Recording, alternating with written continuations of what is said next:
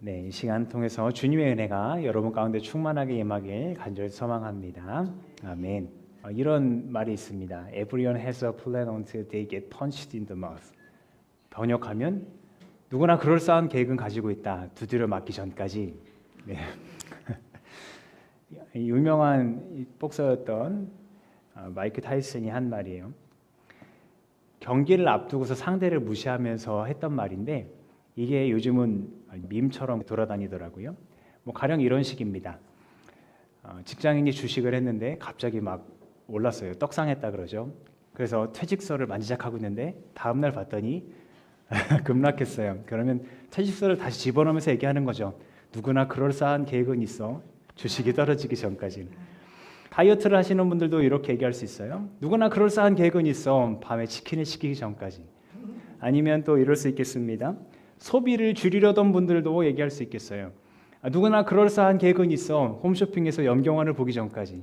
이런 식입니다. 우리가 굳은 결심으로 뭔가 이루려 하지만 뭘 그렇게 우리를 유혹하는 것이 많고 방해하는 것이 많은지 웬만한 의지 아니고서는 그 계획을 이루기가 참 쉽지 않습니다. 계획한 목표가 크면 클수록 더욱 그렇습니다. 그런데 그 계획한 바를 어떤 방해와 유혹과 위협에도 꿋꿋이 밀어나간 분이 계셨는데 바로 우리 예수님이시죠. 지난 이야기에서 우리가 예수님께서 광야에서 악마에게 시험당하시는 모습을 봤어요.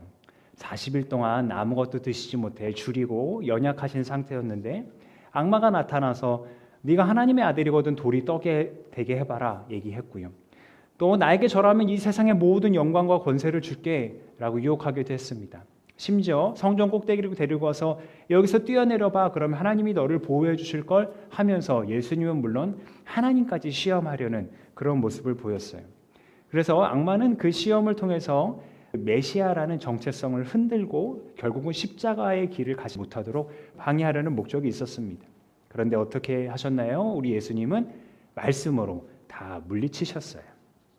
자, 그런데 오늘 이야기를 보니까 이번에는 달콤한 유혹이 아니라 아예 대놓고 예수님을 위협하는 상황이 펼쳐집니다.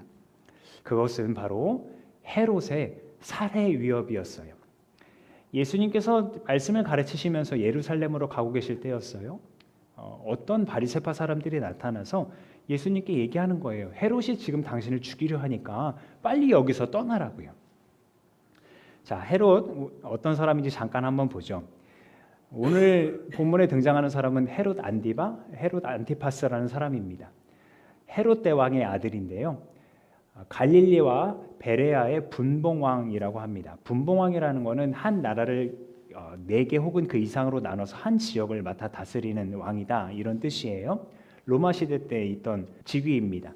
그래서 지도를 보시면 헤롯 대왕이 죽으면서 땅을 잘라서 줬는데 그 중에 이 녹색 땅이 우리가 오늘 성경에서 보는 헤롯 안티파스가 다스리던 땅입니다. 예수님이 주로 활동하셨던 갈릴리 지역과 그리고 요단강 건너편 베레아 지역을 이 헤롯 안티파스가 다스렸습니다. 자, 이렇게 갈릴리 지역을 다스리기는 했지만 이 사람은 굉장히 권력 지향적인 사람이라 자기에게 권력을 주는 로마 황제에게 더 우호적으로 대했습니다.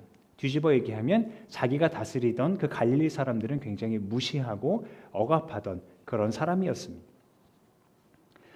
그렇게 권력을 좋아하는 사람이었기 때문에 자기에게 도전하는 사람은 참아내지 못했어요.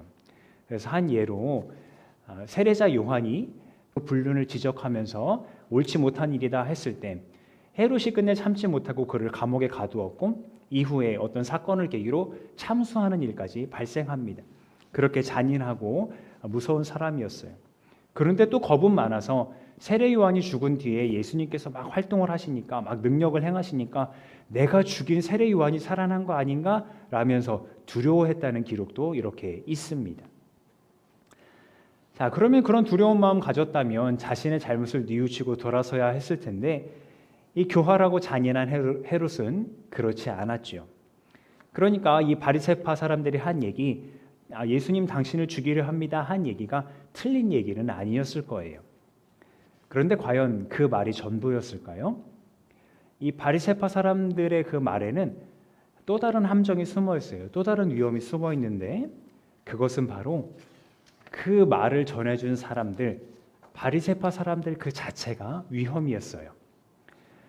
바리새파 사람들은 그 당시에 굉장히 성실하게 엄격하게 율법을 잘 지키던 사람들이었습니다. 또 일하는데도 굉장히 성실해서 이 바리새파 사람들은 대부분 그 당시 중산층들이었거든요. 뭐 상인이라든지 그렇게 돈을 많이 벌 수 있는 사람들이었어요. 그래서 그 지역 사회 안에서 율법도 잘 지키고 돈도 많고 하니까 백성들에게 존경을 받는 그런 부류의 사람들이었습니다. 언제까지요? 예수님이 나타나시기 전까지요. 예수님은 그들의 그 성실한 모습, 또 그들이 추구하고자 하는 경건이 사실은 가식이다라면서 비판하셨거든요. 그들이 사람들에게 칭찬받으려고 저렇게 한다고요. 이런 비판을 듣고 바리새파 사람들이 좋아할 리가 있겠습니까? 그들은 오히려 예수님과 그의 제자들을 향해서 당신들은 율법을 가벼이 여긴다, 지키지 않는다 비판하고 공격했습니다. 가령 이런 식입니다. 예수님의 제자들이 안식일에 손을 씻지 않고 곡식을 막 따서 먹으니까 아니 왜 정결법을 지키지 않습니까? 라고 공격을 해요. 예수님께서 안식일에 병자들을 고쳐주시니까 안식일은 일하지 말라 그랬는데 쉬라고 했는데 당신은 왜 사람을 고치는 일을 합니까? 라면서 공격을 하거든요. 그러니까 바리새파 사람들의 평소 이런 모습을 생각한다면 예수님한테 가서 헤롯을 피하십시오라고 말하는 그 의도가 무엇인지 의심을 해볼 법한 거예요. 그래서 어떤 자료에서는 예수님께서 지금 예루살렘으로 가고 계시다 그랬잖아요.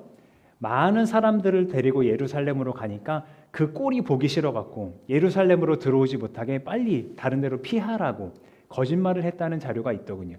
심지어는 예수님이 그 바리새파 사람들의 말을 듣고 그 자리에서 피했을 때 자신들이 직접 예수님을 해치려고 그런 얘기를 했다는 그런 자료도 보았습니다. 다소 거친 해석이지만 일리는 있습니다. 끝에 가면 예수님을 십자가에 매다는데 일조한 사람들이 아니 앞장선 사람들이 바리새파 사람들이기 때문에 그렇습니다. 그러나 그 숨은 의도가 어떠하든 예수님께서는 단호하게 말씀하십니다. 같이 읽어볼까요? 시작. 가서 그 여우에게 전하기를 보아라. 오늘과 내일은 내가 귀신을 내쫓고 병을 고칠 것이요 사흘째 되는 날에는 내일을 끝낸다 하여라. 아멘. 여기서 이 여우는 헤롯을 가리킵니다. 우리가 보통 여우 하면 어떻습니까? 뭐 꾀가 많고 교활하고 또 어쨌든 육식 동물이니까 잔인하다 표현할 수 있을 거예요. 근데 이 당시 문화에서는 여우를 상징하는 또 다른 의미가 있었는데 하찮은 존재를 가리킬 때도 여우라고 했다고 합니다. 그러니까 자신을 죽이려 한다는 그 헤롯의 위협에도 그 헤롯조차도 예수님께는 하찮은 대상, 무시할 법한 대상이었다라는 것을 생각해 볼 수 있는 거죠. 그래서 헤롯이 그렇게 말하거나 말거나 나는 내 갈 길을 가겠다 단호하게 선언하셨던 겁니다. 계획을 완성하겠다는 이 말씀은 표면적으로는 자신을 공격하겠다 한 그 위협을 가한 헤롯에게 전하는 말 같지만 실상은 자기 앞에 있는 바리새파 사람들에게 하는 말씀이기도 했습니다. 조금 전에 말씀드린 것처럼 이 바리새파 사람들이 거짓으로 예수님을 위협하고 있었다면 더더욱 말이죠. 그러니까 예수님은 파악하셨던 거죠. 이 바리새파 사람들이 하는 말이 위협을 가장한 유혹이라는 걸 말입니다. 안전하라는 그 명목하에 예루살렘으로 가는 그 길을 피하라고 유혹하고 있다는 것을 말이에요. 그래서 목숨을 보존하라는 그 유혹 앞에서도 예수님은 가던 길을 멈추지 않겠다고 선언하신 거예요. 왜냐하면 예수님에게는 반드시 가야 할 길, 그 십자가의 길이 있었기 때문입니다. 그리고 아이러니하게도 예수님 보고 피하라고 이 살해 위협을 알려주던 바리새파 사람들이 아까 말씀드린 대로 예수님을 죽이는데 앞장섰습니다. 예수님께서는 이걸 이미 다 아셨기 때문에 그들의 이야기가 더 위선적으로 느껴지셨을 겁니다. 오늘 이야기에서도 우리가 발견할 수 있는 것은요, 바리새파 사람들에게 예수님께서 이야기하시면서 예루살렘에 대해서 한탄하시는 내용이 나오거든요. 예언자가 예루살렘이 아닌 다른 곳에선 죽을 수 없다라는 말씀을 하세요. 근데 원래 예루살렘은 평화의 토대, 평화의 땅이라는 의미가 있답니다. 그리고 예루살렘은 유대인들, 이스라엘 사람들에게 예배의 중심, 또 문화의 중심, 정치의 중심이었던 땅이었어요. 그런데 이런 평화의 땅, 또 민족의 중심이었던 이 땅에서 실상은 이미 많은 하나님의 사람들이 박해를 받고 죽었다는 것을 우리가 보게 돼요. 그렇게 하나님의 선지자들이 죽어갈 때 이미 예루살렘은 하나님을 예배하는, 하나님을 향한 그 마음의 중심마저 잃어가고 있었어요. 그래서 이어서 한탄하신 내용에 그게 잘 드러나는데요. 같이 한번 읽어볼게요. 시작. 예루살렘아 예루살렘아 예언자들을 죽이고 내게 파송된 사람들을 돌로 치는구나. 암탉이 제 새끼를 날개 아래 품듯이 내가 몇 번이나 내 자녀를 모아 품으려 하였더냐. 그러나 너희는 그것을 원하지 않았다. 아멘. 이스라엘을 품으시려던 하나님과 또 그의 뜻을 전하는 선지자들을 이 예루살렘은, 그리고 그 예루살렘 안에 있던 종교 지도자들은, 그리고 이 바리새파 사람들은 그렇게 죽이고 해쳤던 거예요. 그리고 끝내 하나님의 아들마저 십자가에 매달았습니다. 오늘 본문의 이야기는 아닙니다만 예수님께서 비유로 들려주신 포도원과 소작농의 이야기가 있어요. 어떤 한 사람이 먼 길을 가게 돼서 포도원을 농부들에게 맡겼습니다. 수확할 때가 돼서 자기 종을 보냈어요. 근데 이 농부들이 어떻게 했냐면 주인이 보낸 이 종을 때렸습니다. 또 보냈어요. 또 핍박했어요. 또 보냈는데 이번엔 죽이기까지 합니다. 소출을 내놓지 않으려고 죽인 거예요. 이 주인이 기가 막히면서도 이제 아들을 보내기로 합니다. 내 아들을 보내면 설마 내 아들까지 죽이기에 하겠어? 그런데 포도원 가까이 아들이 왔을 때 농부들은 그 아들을 보고 어떤 생각을 하냐면 저 아들을 죽인다면 저 아들이 받을 유업이 우리 거 아니야? 아들이 받을 유업은 뭐였겠어요? 그 포도원이잖아요. 저 아들을 죽이면 이 포도원이 우리 차지가 되지 않을까? 결국 그들은 그 생각을 실행에 옮겼고 주인의 아들을 죽입니다. 이 주인은 어떻게 했을까요?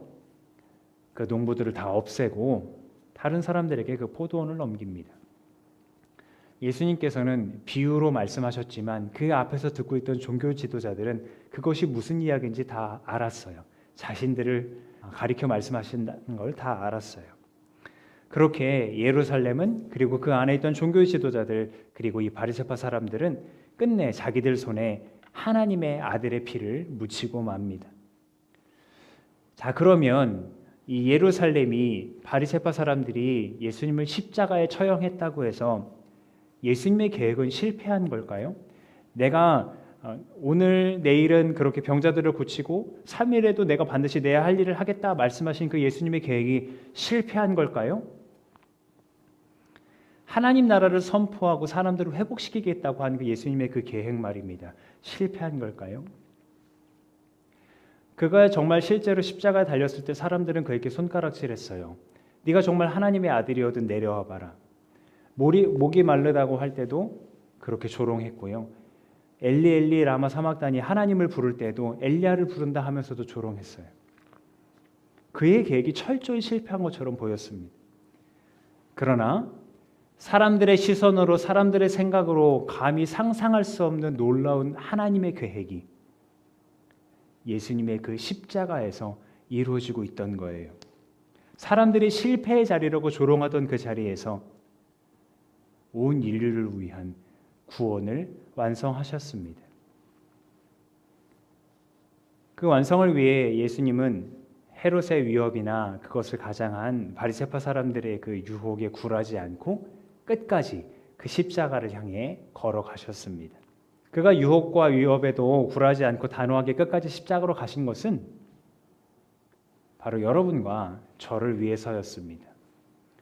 십자가에서 비참하게 처참하게 죽을 거 알지만 그렇게 죽어야만 우리를 살릴 수 있는 걸 아셨기 때문에 그는 계획에서 물러서지 않으셨습니다. 우리는 종종 실패합니다. 계획이 무너질 때가 있고 유혹에 넘어질 때가 있고 조그만 방해에도 넘어질 때가 있습니다. 그래서 때때로 우리의 믿음조차 흔들릴 수 있습니다. 하지만 2000년 전 우리를 위해 변함없이 십자가의 길을 향하셨던 그 예수님, 그 사랑은 지금도 실패가 없습니다. 그 사랑이 있기 때문에 우리는 실패해도 비록 우린 넘어져도 그게 끝이 아닙니다. 여러분, 간절히 바라기는 예수님께서 십자가에서 완성하신 그 구원을 소망으로 붙잡고 이 세상에서 담대하게 걸어가는 저와 여러분이 되길 간절히 바랍니다. 기도하겠습니다.